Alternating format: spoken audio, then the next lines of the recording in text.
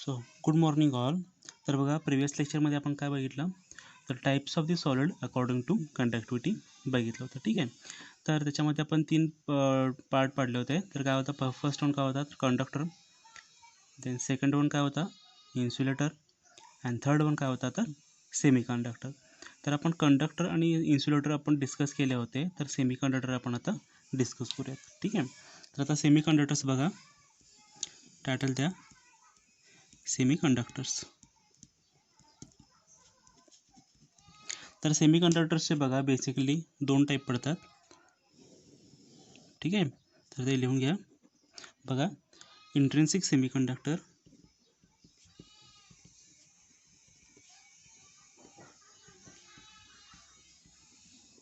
Intrinsic semi conductor and second कोणता सांगितला होता मी तुम्हाला तर एक्सट्रिन्सिक सेमी कंडक्टर.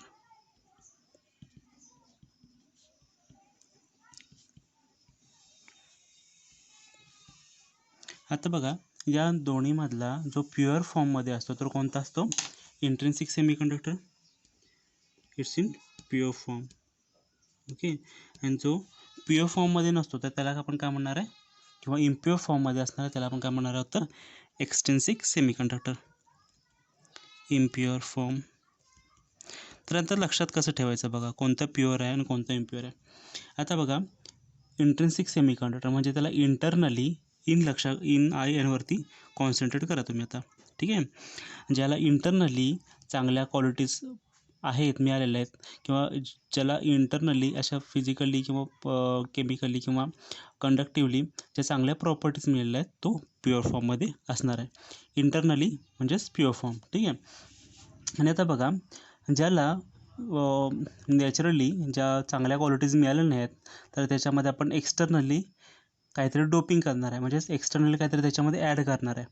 ठीक आहे. ज्याच्यामुळे त्याच्या क्वालिटीजमध्ये इम्प्रूव्हमेंट होणार आहे म्हणून त्याला आपण काय म्हणतो इम्प्युअर फॉर्म.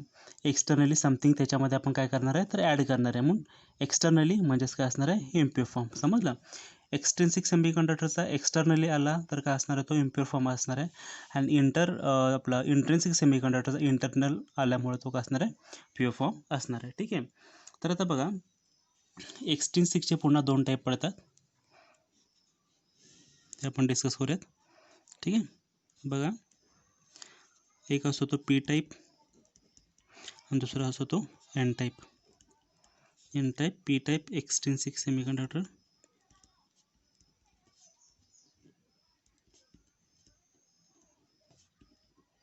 आणि N type extrinsic semiconductor. समजलं. तर असे 2 टाईप पडतात. तर आता समजून घेऊया. ठीक आहे. हा इंट्रिन्सिक सेमी कंडक्टर तो प्युअर फॉर्ममध्ये असणार आहे. आणि बघा इंट्रिन्सिक सेमी कंडक्टर असतो त्याच्यामध्ये जे ॲटम्स असतात ते कोणत्या ग्रुपमधून असतात तर 14th ग्रुपमधून असतात. ठीक आहे. जे पी टाईप असतात ते कोणत्या ग्रुपमधून असतात तर 13th ग्रुपमधून असतात. ठीक आहे. पिरियडिक टेबलमधल्या 13th ग्रुपमधून असतात. आणि जे एन टाईप आहेत ते कशामधून असतात तर 15th ग्रुपमधून असतात. बघा यांच्याबरोबर मिडलला 13 आणि 15 ह्याच्या मिडलला बरोबर कोणता आहे तर 14th ग्रुप आहे. ठीक आहे. जो काय आहे तर प्युअर फॉर्ममध्ये आहे. ठीक आहे. याच्यामधून जर एक कमी केला तर काय असणार आहे 13 तो इम्प्युअर झाला. ठीक आहे. याच्यामध्ये एक ॲड केला तो पण इम्प्युअर झाला. पण जे ॲड केल्यानंतर काय होणार आहे तो एन टाईपचा बनणार आहे. ह्याच्यातून एक कमी केल्यानंतर तो काय होणार आहे तर पी टाईपचा होणार आहे. लक्षात आलं. हे अशा प्रकारचं असतं. बघा एन टाईप काय असणार आहे एक्सट्रिन्सिक सेमी कंडक्टर आहे. N type extrinsic semiconductor आणि P type extrinsic semi conductor आहे. P type extrinsic semi conductor आहे तो 13 ग्रुपमधून आलेला आहे. आणि एन टाईप सेमी कंडक्टर आहे N type extrinsic semi conductor त्याच्यामध्ये 15th ग्रुपमधले जे एलिमेंट असतात ते एक्झिस्ट करतात. तर आता बघा 14th ग्रुप जो आहे तो कशाचा आहे तर प्युअर फॉर्ममध्ये आहे. प्युअर फॉर्म म्हणजेच कशाचा आहे इंट्रिन्सिक सेमी कंडक्टरचा आहे. Intrinsic semi conductor. ठीक आहे. तर बघा याच्यामध्ये आपण एक ॲड केला तर काय होणार आहे 15th ग्रुपमधले एलिमेंट बनणार आहेत म्हणजेच तो काय झाला N type extrinsic semi conductor. याच्याबरोबर काहीतरी आपण छेडखानी करतो आहे ना, याच्यामध्ये काहीतरी करत आहे आपण प्युअर फॉर्ममध्ये ठेवत नाही आहे त्याला, त्याच्याबरोबर काहीतरी आपण अल्टरेशन करत आहे. ठीक आहे, ह्याच्यामध्ये आपण काहीतरी डिस्टर्बन्स करत आहे. 14व्या ग्रुपमधून त्याला आपण काढून 15व्या ग्रुपमध्ये टाकला, म्हणजेच काय झालं, तो एक्सट्रिन्सिक झाला. इम्प्युरिटीज त्याच्यामध्ये ॲड केलेत. ठीक आहे, त्यामुळे तो एक्सट्रिन्सिक सेमीकंडक्टर झाला. तर सेम 14th ग्रुपमधून काय केलं आपण, तर त्याच्यामध्ये इम्प्युरिटीज ॲड केलेत, जेणेकरून तो 13th ग्रुपमध्ये आला आहे. म्हणजेच काय झालं, तो एक्सट्रिन्सिक सेमीकंडक्टर झालेला आहे. बरोबर. आता लक्ष द्या, हा आता कोणता आहे आपला 14th ग्रुपमध्ये. तर 14th ग्रुपमध्ये बघा 2, 8, 4 व्हॅलेन्स इलेक्ट्रॉन्स किती आहेत, 4 आहेत. बरोबर. तर आता आपण उदाहरण घेऊयात सिलिकॉनचं आणि जर्मेनियमचं. ठीक आहे, हे मोस्ट कॉमन काय आहेत, सेमीकंडक्टर आहेत. तर सिलिकॉनचं बघा, सिलिकॉन पण काय, जर्मेनियम काय, तर 14th ग्रुपमधून आहेत. बरोबर. तर सिलिकॉनचं बघा आता कसं असणार आहे, इलेक्ट्रॉन कसे शेअर करणार आहे, तो अशा प्रकारे करणार आहे. बरोबर, समजलं.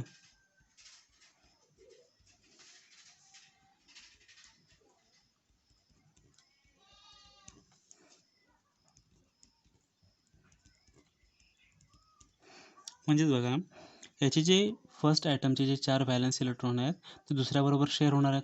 बरोबर. आणि दुसऱ्याचे जे 4 आहेत ते पहिल्याबरोबर शेअर होणार आहेत, जेणेकरून त्यांचं काय होणार आहे, तर काय होणार आहे, ऑक्टेट कंप्लीट होणार आहे. ठीक आहे, सेम आता आपण काय करूयात, पी टाईप आणि एन टाईपचं डिटेलमध्ये स्टडी करूयात. ठीक आहे, तर आता बघा, याच्यामध्ये आपल्याला काय करायचं आहे, सुरुवातीला आपण काय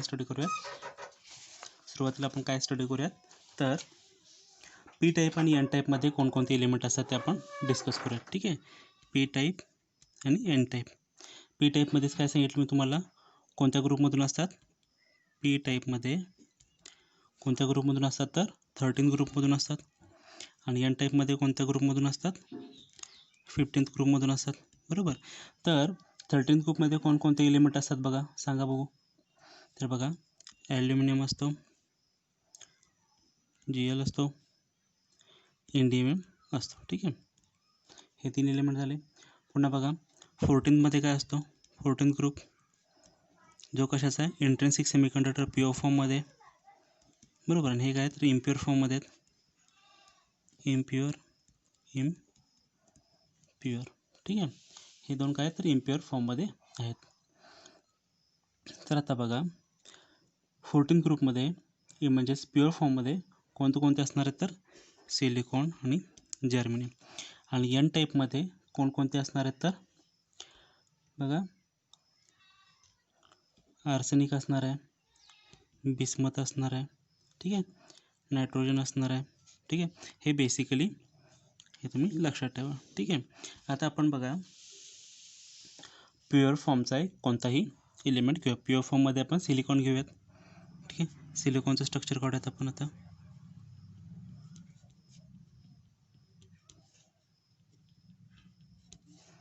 सिलिकॉन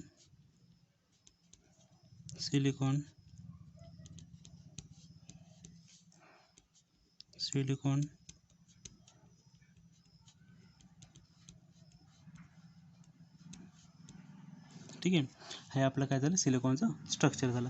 आता इन्स्टेड बघा मी काय केलं, हा जो सिलिकॉन आहे हा काढून टाकला आणि इन्स्टेड त्या ठिकाणी आपण काय केलं, तर 13 ग्रुपमधून काहीतरी एलिमेंट आपण त्याच्यामध्ये टाकला. ठीक आहे, जसं समजा मी आता काय टाकला, तर इंडियम टाकला. तर इंडियम या ठिकाणी आला. इंडियमला कसं असणार आहेत, किती व्हॅलन्स इलेक्ट्रॉन असणार आहेत, 3च असणार आहेत. बरोबर.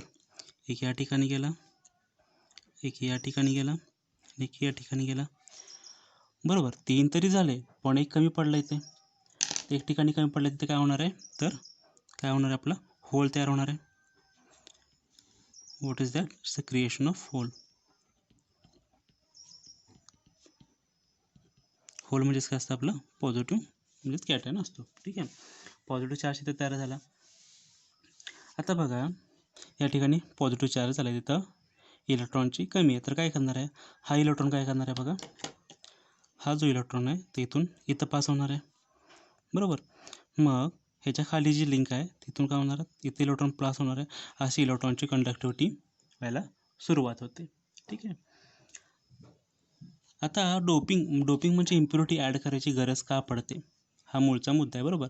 जर सिस्टीममध्ये प्युअरली सिलिकॉन जर्मेनियम जर अवेलेबल आहेत, त्यांना जर आपण सेमीकंडक्टर म्हणणार आहोत, इंट्रिन्सिक सेमीकंडक्टर म्हणणार आहोत, तर एक्स्ट्रिन्सिक सेमीकंडक्टर तयार करायची गरज का पडते, हा प्रश्न आहे ना. सिस्टीममध्ये नॅचरली तर इंट्रिन्सिक सेमीकंडक्टर आहेत आपल्याकडं, सिलिकॉन झाला, जर्मेनियम झाला, तर त्याच्यामध्ये अल्टरेशन करून इम्प्युरिटीज ॲड करून जी इम्प्युरिटी ॲड करण्याची प्रोसेस आहे त्याला आपण काय म्हणणार आहोत, तर डोपिंग असं म्हणणार आहोत. तर ते डोपिंग करण्याची गरज का वाढते, तर बघा, जे आपले प्युअर फॉर्ममध्ये कोणते असतात ते सेमीकंडक्टर, सर इंट्रिन्सिक सेमीकंडक्टर असतात.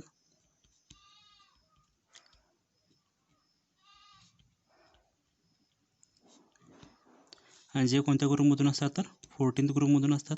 हे सारखं मी रिपीट का करतो आहे, कारण तुम्हाला एकदा व्हिडिओ बघितला की कायमचं लक्षात राहील. ठीक आहे, 14th ग्रुपमधून असतात. तर बघा, जे प्युअर फॉर्ममध्ये असतात इंट्रिन्सिक सेमीकंडक्टर आहेत, जे 14th ग्रुपमधून असतात, त्यांची कंडक्टिव्हिटी खूप कमी असते. कंडक्टिव्हिटी काय असते, तर खूप कमी असते.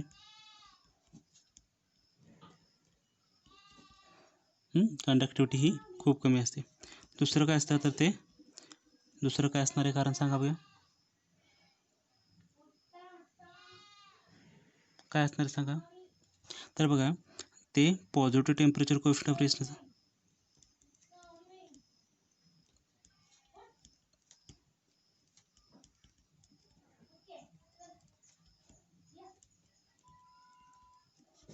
तर बघा, तर त्यांची कंडक्टिव्हिटी काय असते, पहिलं कारण काय झालं, आपण अल्टरनेशन करून इम्प्युरिटी ॲड करून एक्स्ट्रिन्सिक सेमीकंडक्टर तयार करायची गरज का पडते, तर त्यांची फर्स्ट कारण काय, तर त्यांची कंडक्टिव्हिटी काय असते, खूप कमी असते.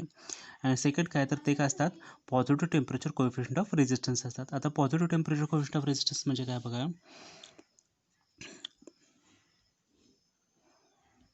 इथे मी टेम्परेचर दाखवतो, ठीक आहे, आणि या साईडला काय दाखवतो, तर resistance.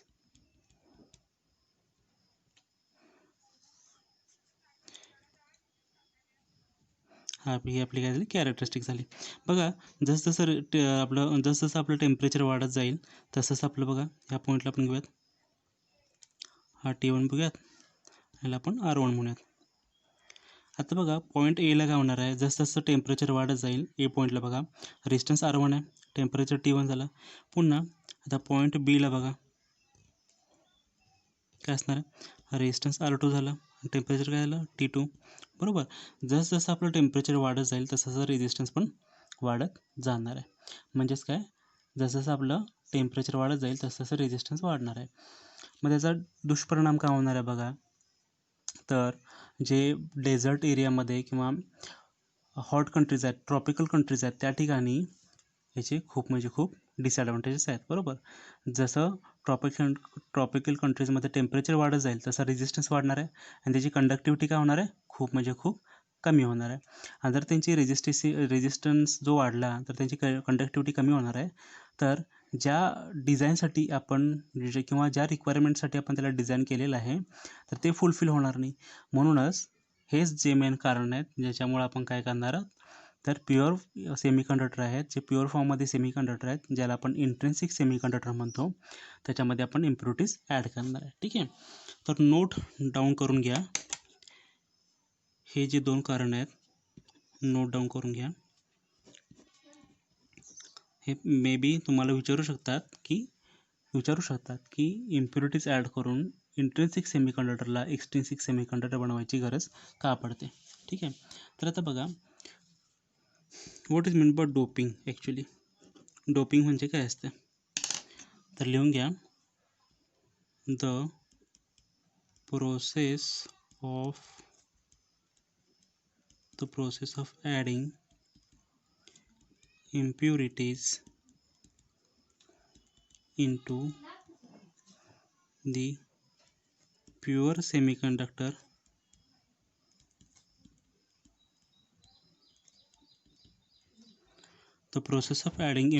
into the pure semiconductor for fulfilling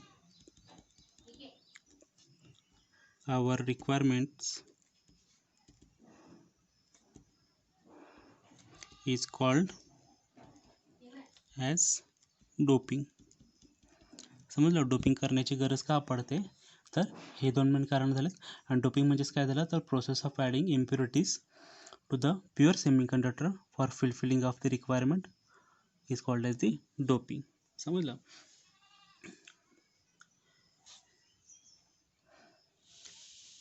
तर आता इथे बघा आपण काय केलं होतं, तर प्युअर सेमीकंडक्टर दाखवला होता. तर इन्स्टेड हा सेमीकंडक्टरचा जो पोर्शन आहे ज्याच्यामध्ये सिलिकॉन आहे तो आपण काढला आणि त्या ठिकाणी काय केलं, तर 13th ग्रुपमधून हा जो इंडियम आहे तो त्या ठिकाणी प्लेस केला. तर इंडियमला बघा किती व्हॅलन्स इलेक्ट्रॉन्स असतात, तर 3च इलेक्ट्रॉन्स असतात. 1 2 3 हे या 3 ठिकाणी प्लेस झाले. पण एक ठिकाणी जर एक जागा तरी रिकामी झाली तिथं काय होणार आहे, तर होल तयार होणार आहे. होल म्हणजेच काय झालं, पॉझिटिव्ह चार्ज झाला. तर आता इथं आपल्याला 4th इलेक्ट्रॉन आणण्यासाठी काय करणार, हा इलेक्ट्रॉन इथून इथे पास होणार आहे. सेम चेन कंटिन्यू होणार, त्याच्यामुळे काय होणार आहे, इलेक्ट्रॉन्स कंटिन्यू मूव्ह होत राहतील, त्याच्यामुळे इलेक्ट्रिसिटी पास होणार आहे. असे जे सेमीकंडक्टर असतात जे 13th ग्रुपमधून जे काही एलिमेंट आहेत ते प्युअर सेमीकंडक्टरमध्ये आपण ॲड करणार आहोत. का, तर त्याची कंडक्टिव्हिटी वाढण्यासाठी किंवा अदर काही रिक्वायरमेंट असतील ते फुलफिल करण्यासाठी. तर अशा सेमीकंडक्टरला आपण काय म्हणणार आहोत, तर काय म्हणणार आहोत, पी टाईप एक्सट्रिन्सिक सेमीकंडक्टर. का पी टाईप का म्हटलं, कारण पी ग्रुपमध्ये पी टाईपच्या सेमीकंडक्टरमध्ये जे काही एलिमेंट असतात ते 13th ग्रुपमधून असतात. त्याच्या व्हॅलन्स शेलमध्ये 3 इलेक्ट्रॉन्स असतात. बरोबर. असे कुठले झाले, तर ॲल्युमिनियम गॅलियम इंडियम झाला. तर इंडियम ॲड केला आहे, इंडियम आपण याच्यामध्ये ॲड केला आहे, त्यामुळे त्याला आपण काय म्हणणार आहोत, तर पी टाईप एक्सट्रिन्सिक सेमीकंडक्टर असं म्हणणार आहोत. ठीक आहे. तर आता एन टाईप बघूयात आपण. एन टाईप काय असतो. ठीक आहे. आता पुन्हा मी जे नॉर्मल स्ट्रक्चर आहे सिलिकॉनचं ते काढतो.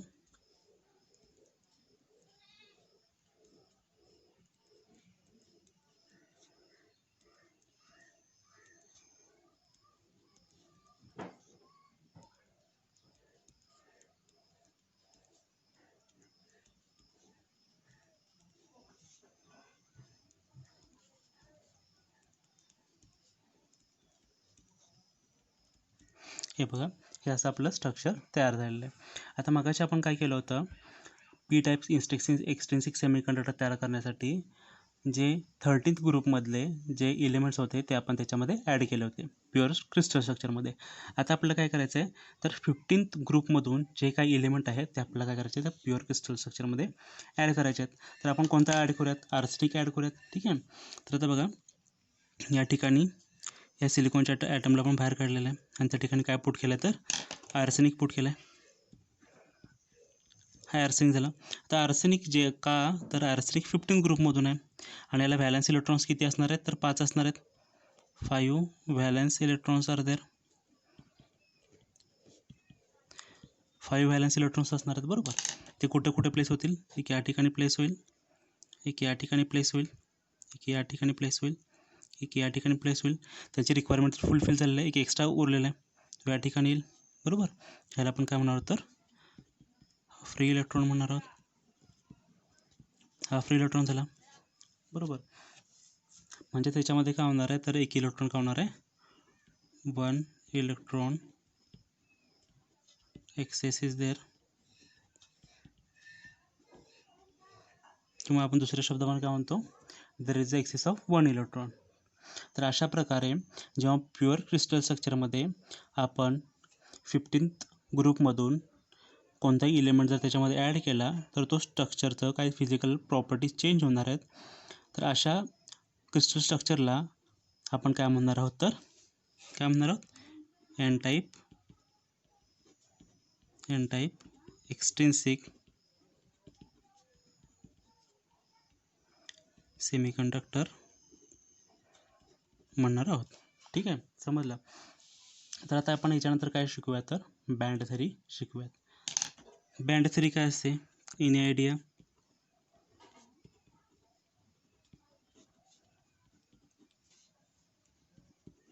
बँड थेरी काय असणार आहे बघा, सांगा बघू.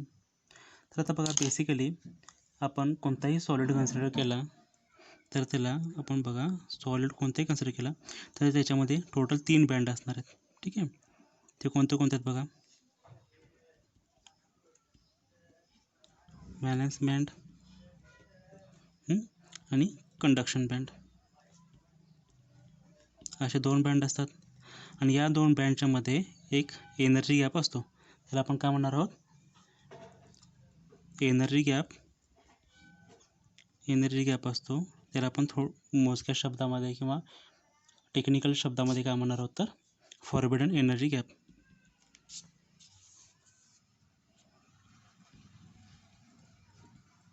फॉरबिडन गॅप असं म्हणणार आहोत. ठीक आहे. बघा, सॉलिडमध्ये कोणते बँड असतात, एक व्हॅलन्स बँड असतो आणि एक कंडक्शन बँड असतो. तर व्हॅलन्स बँड काय असतो, हा लिहून घ्या. व्हॅलन्स बँड काय असतो, तर ऑलमोस्ट फुल असतो. ऑलमोस्ट फुल कशाने असतो, तर फ्री इलेक्ट्रॉननी. Almost full of free electrons, पहिला पॉईंट झाला. दुसरा पॉईंट काय आहे, तर सांगा बघा, तो काय असतो, तर लो एनर्जी लेवल असतो. व्हॅलन्स बँड काय असतो, almost full of free electrons असतो. आणि व्हॅलन्स बँड काय असतो, तर लो एनर्जी लेवल असतो. कंडक्शन बँड बघा काय असतो, conduction band is almost empty of free electrons. बरोबर. कंडक्शन बँड काय असतो, तर almost empty of free electrons. आणि सेकंड काय असणार आहे बघा, तर it's at high energy. High energy level असते त्याच्यामध्ये. ठीक आहे. तर या बेसिसवरती आपण काय करूयात, तर इन्सुलेटर, कंडक्टर आणि सेमीकंडक्टर यांना काय करूयात, तर रिप्रेझेंट करूयात. ठीक आहे. तर आता बघा,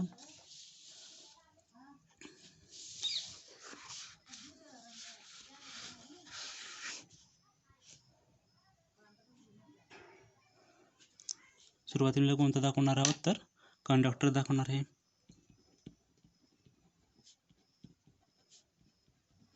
तर बघा, आपल्याकडे किती बँड दाखवले होते, मी सांगितले होते मी तुम्हाला किती असतात, तर 3 बँड असतात. बरोबर. एक कंडक्शन बँड, एक व्हॅलन्स बँड आणि एक फॉरबिडन एनर्जी गॅप. बरोबर. तर तुम्हाला मी दाखवत आता काढून. समजा आता आपलं काय आहे, तर व्हॅलन्स बँड आहे. ही कंडक्टरची डायग्राम नाही आहे in form of band theory. मी तुम्हाला बेसिक डायग्राम सुरुवातीला दाखवत आहे. ठीक आहे. तर आता बघा, हा समजा आपला व्हॅलन्स बँड आहे. त्याच्यानंतर काय असणार आहे, तर आपला काय असणार आहे, तर कंडक्शन बँड आहे.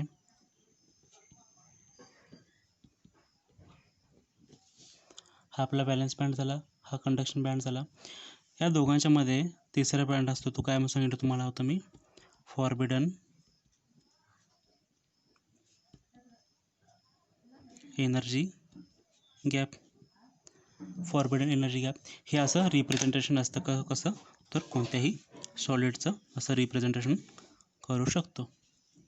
तर लिहून घ्या, representation of any solid based on band theory. तर बँड थेरी कन्सिडर केली तर सॉलिडला आपण कसं रिप्रेझेंट करू शकतो, अशा प्रकारे.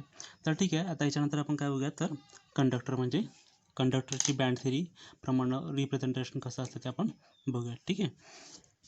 तर आता बघा, कंडक्टरमध्ये फ्री इलेक्ट्रॉन्स किती असतात, तर भरपूर असतात. ठीक आहे. कंडक्टरमध्ये तर फ्री इलेक्ट्रॉन्स भरपूर असतात. आणि जसं मी तुम्हाला मागाशी सांगितलं, बघा मागाशी तुम्हाला काय सांगितलं, कंडक्शन बँडमध्ये काय असतं, almost empty of free electrons आहेत. तर कंडक्टरमध्ये तर फ्री इलेक्ट्रॉन्स जास्ती असतात. बरोबर. कंडक्टरमध्ये तर फ्री इलेक्ट्रॉन्स जास्ती असतात. मग हे फ्री इलेक्ट्रॉन्स कंडक्शन बँडमध्ये येणार कसे, व्हॅलन्स बँडमधूनच कंडक्शन बँडमध्ये यायला पाहिजे, पण ते खूप जास्ती असतात. कंडक्टरमध्ये काय असतात, फ्री इलेक्ट्रॉन्स खूप जास्ती असतात. हे कधी पॉसिबल आहे, व्हॅलन्स बँडमधून कंडक्शन बँडमध्ये फ्री इलेक्ट्रॉन्स मॅक्झिमम यायला कधी पॉसिबल आहे, जेव्हा फॉरबिडन एनर्जी गॅप खूप कमी आहे किंवा ऑलमोस्ट नाहीच आहे. व्हॅलन्स बँड आणि कंडक्शन बँड एकमेकांना ओव्हरलॅप आहेत. अशावेळी काय होणार आहे, तर फ्री इलेक्ट्रॉन्स जे आहेत व्हॅलन्स बँडमधून कंडक्शन बँडमध्ये आरामात जाऊ शकणार आहे. ठीक आहे. तर आता बघा रिप्रेझेंटेशन कसं असणार आहे त्यांचं.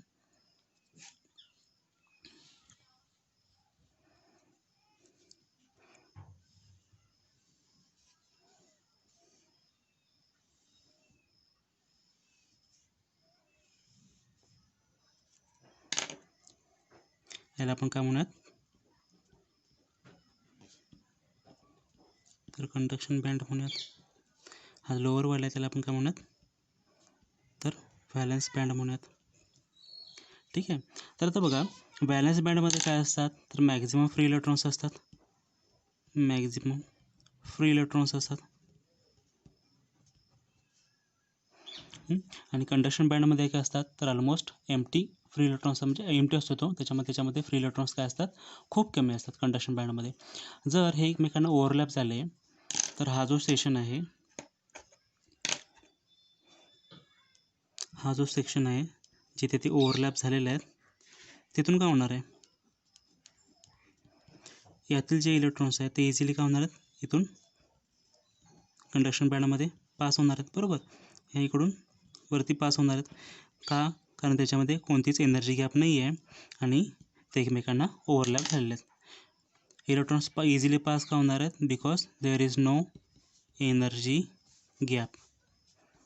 एनर्जी गॅप नसल्यामुळे काय होणार आहेत, व्हॅलन्स बँडमध्ये जेवढे फ्री इलेक्ट्रॉन्स आहेत ते इझिली काय होणार आहेत, कंडक्शन बँडकडं ट्रॅव्हल करणार आहेत. त्यामुळे कंडक्शन बँडमध्ये काय होणार आहे, नंबर ऑफ फ्री इलेक्ट्रॉन्स वाढणार आहेत. त्याच्यामध्ये abundant quantity of free electrons असणार आहेत. आणि कंडक्शन बँडमध्ये जेव्हा फ्री इलेक्ट्रॉन्स पोचतात त्यावेळी त्याची काय होते, कंडक्टिव्हिटी खूप वाढते. म्हणजेच काय, हा सॉलिड कोणत्या टाईममध्ये झाला, तर कंडक्टरमध्ये मोडला गेला. याला आपण काय म्हणतो, तर कंडक्टर. हा कंडक्टर का झाला, कारण कंडक्शन बँडमध्ये maximum number of free electrons आलेले आहेत. आणि मॅक्झिमम कंडक्शन बँडमध्ये maximum number of free electrons कुठून आलेत, तर व्हॅलन्स बँडमधून. का, तर ते एकमेकांना ओव्हरलॅप झाले आहेत आणि इथं काय नाही आहे, तर एनर्जी गॅप काहीच नाही आहे. ठीक आहे. तर आता सेकंड बघूयात. सेकंड काय आहे आपलं, तर इन्सुलेटर. तर इन्सुलेटरमध्ये काय असतं बघा, पहिला कंडक्टरमध्ये काय असतं, आपला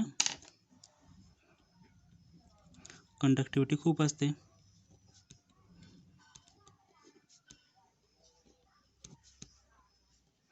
याच्यावरून आपल्याला डायग्राम बनवायची असते. ठीक आहे. आता इन्सुलेटरमध्ये कंडक्टिव्हिटी काय असते, खूप कमी असते. कंडक्टिव्हिटी खूप कमी असते. ठीक आहे. कंडक्टिव्हिटी काय असते, खूप म्हणजे खूप कमी असते. तर आता बघा कंडक्टिव्हिटी जर आपल्याला खूप म्हणजे खूप कमी करायचं आहे तर काय होईल, तर व्हॅलन्स बँडमध्ये तर नंबर ऑफ फ्री इलेक्ट्रॉन्स खूप म्हणजे खूप जास्त असतात, अबंडंट क्वांटिटीमध्ये असतात. इथे तर कंडक्शन बँड आणि व्हॅलन्स बँडच्या मध्ये जर मी एनर्जी गॅप खूप ठेवली, मॅक्झिमम ठेवली, तर व्हॅलन्स बँडमधले इलेक्ट्रॉन कंडक्शन बँडमध्ये जातील का, नाही जाणार, कारण एनर्जी गॅप भरपूर आहे. तर आपल्याला बेसिकली काय करायचं आहे, कंडक्शन बँड आणि व्हॅलन्स बँडमध्ये एनर्जी गॅप भरपूर ठेवायचा आहे. म्हणजेच काय, फॉरबिडन एनर्जी गॅप भरपूर ठेवायचा आहे. तर आता बघा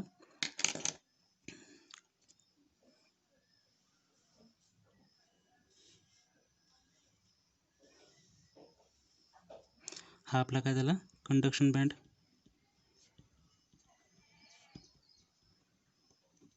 आणि हा आपला काय झाला, व्हॅलन्स बँड. ठीक आहे. हा कंडक्शन बँड झाला, हा व्हॅलन्स बँड झाला. आणि या दोघांच्या मध्ये काय आहे, तर फॉरबिडन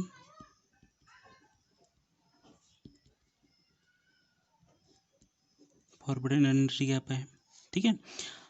आता इन्सुलेटरमध्ये बघा एनर्जी गॅप जो किती असतो, almost greater than 5 electron volt असतो. 5 इलेक्ट्रॉनपेक्षा काय असतो, तर जास्ती असतो. हा एवढा एनर्जी गॅप असल्यामुळं व्हॅलन्स बँडमध्ये कितीही जास्ती प्रमाणात इलेक्ट्रॉन जरी असले तर त्यांच्याकडे एवढी ताकद नसते किंवा एवढी एनर्जी नसते की ते हा एवढा जो बॅरियर आहे किंवा एवढा एनर्जी गॅप आहे तो क्रॉस करून कंडक्शन बँडमध्ये जातील. ठीक आहे. तर त्यामुळे काय होणार आहे, व्हॅलन्स बँडमध्ये जेवढेही कितीही प्रमाणात जरी फ्री इलेक्ट्रॉन्स असले तर ते हाय एनर्जी गॅप करून कंडक्शन बँडमध्ये जाणार नाही आहेत. त्यामुळं कंडक्शन बँडला फ्री इलेक्ट्रॉन्सची कमतरता भासणार आहे. आणि कंडक्शन बँडमध्ये इलेक्ट्रॉन नसतील तर कंडक्टिव्हिटी काय असणार आहे त्याची ऑलमोस्ट 0 असणार आहे. आणि ज्या सॉलिड्समध्ये कंडक्टिव्हिटी नसते तर आपण त्याला काय म्हणणार आहोत तर इन्सुलेटर असं म्हणणार आहोत. ठीक आहे. तर आता लास्ट बघूयात आपण. लास्ट कोणता आहे तर सेमीकंडक्टर. तर सेमीकंडक्टरमध्ये काय असणार आहे बघा, एनी आयडिया? तर टायटल लिहून घ्या, सेमीकंडक्टर थर्ड टाईप आहे आपला.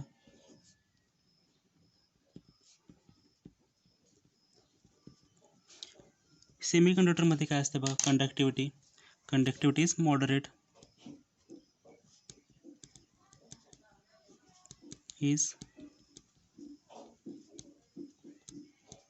कंडक्टिव्हिटी किती असते तर मॉडरेट असते ना.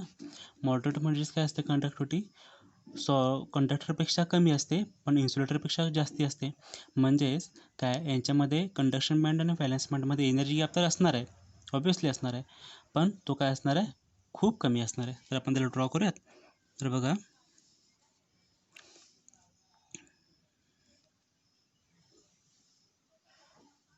हा आपला कोणता झाला तर व्हॅलेन्स बँड झाला. हा आपला कोणता बँड झाला तर कंडक्शन बँड झाला. आणि या दोघांच्या मध्ये कोणता गॅप आहे तर फॉरबिडन.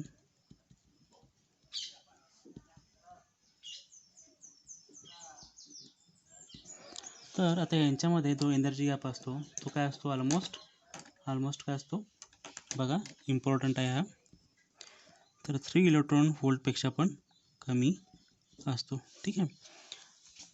आपल्या इन्सुलेटरमध्ये किती होता तर 5 इलेक्ट्रॉनपेक्षा जास्ती होता. आणि सेमीकंडक्टरमध्ये काय होणार आहे तर 3 इलेक्ट्रॉन व्होल्टपेक्षा पण कमी असणार आहे. आता तुम्हाला माहिती आहे व्हॅलेन्स बँडमध्ये काय असतात, मॅक्झिमम नंबर ऑफ इलेक्ट्रॉन असतात. खूप म्हणजे खूप अबंडंट क्वांटिटीमध्ये इलेक्ट्रॉन असतात आणि ते फ्री असतात. आता कंडक्शन बँड आणि व्हॅलेन्स बँडमध्ये एनर्जी गॅप तर आहे, पण ती काय इन्सुलेटरपेक्षा कमी आहे, इन्सुलेटरपेक्षा खूपच कमी आहे.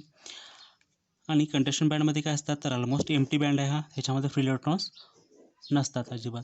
तर आता बघा, आपण असं काहीतरी केलं, समजा ह्याला कोणती तरी एनर्जी दिली, तर एनर्जी कोणत्या फॉर्ममध्ये येणार आहे, एकतर हीटच्या फॉर्ममध्ये येणार आहे किंवा एकतर लाईटच्या फॉर्ममध्ये येणार आहे. एनर्जी आपण कशी दिली बघा, एनर्जी कोणत्या फॉर्ममध्ये दिली आपण, एकतर हीट किंवा लाईटच्या फॉर्ममध्ये दिली. जेव्हा आपण हीट दिली किंवा लाईट दिली तर इलेक्ट्रॉन काय करणार आहेत, एनर्जी गेन करणार आहेत. आणि समजा त्यांनी जी एनर्जी गेन केलेली आहे ती 3 इलेक्ट्रॉन व्होल्टपेक्षा जास्ती असेल तर काय होणार आहे, हा बॅरियर ते क्रॉस करून काय करणार आहेत, कंडक्शन बँडमध्ये जाणार आहेत. आणि कंडक्शन बँडमध्ये जर नंबर ऑफ इलेक्ट्रॉन्स वाढले तर त्याची कंडक्टिव्हिटी काय होणार आहे तर वाढणार आहे. म्हणून सेमीकंडक्टरची कंडक्टिव्हिटी काय असते तर ती मॉडरेट असते. समजलं? ठीक आहे. थँक्यू.